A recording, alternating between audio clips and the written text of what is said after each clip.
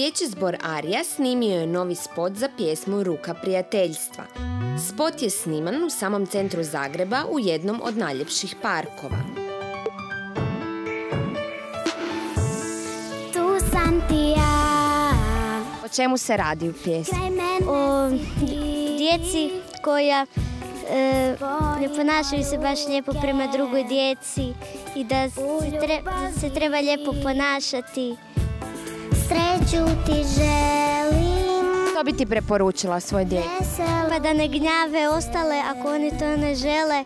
I poručila bi da se svi vole i da su svi jedan drugome dragi, da ako netko osnove neku igru, da pozove što više svojih prijatelja. Svaku srcu svom nosi trag. Evo ovu pjesmu koju smo snimili, kome ste posvetili? Savjetovalištu Lukaric. Ovi mališani zajedničkim snagama pjesmom bore se protiv nasilja među djecom. Kako izgledaju probe zbora? Što sve radite na probama? Pa plešemo, pjevamo, upjevavamo se ponekad.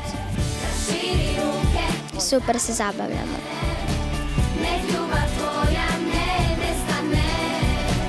Rukom u ruci lakše je sve.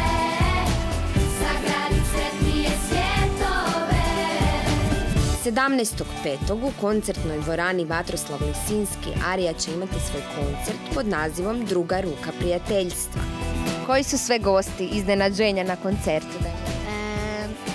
Lamija i Bojan Jambršić, Luka Nižetić, Semenka Rajhart i orkestar Mečava. Pozivam sve gledatelje dječje televizije da dođu 17.5. u Lisinski gledat naš koncert. Dajem ti nebo.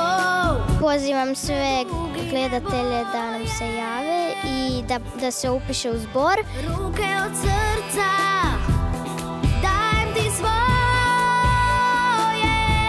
Molimo vas neka svi glasaju za Dječji zbor Arija jer smo se puno trudili i jako nam je lijepa pjesma i birali smo soliste jako dugo.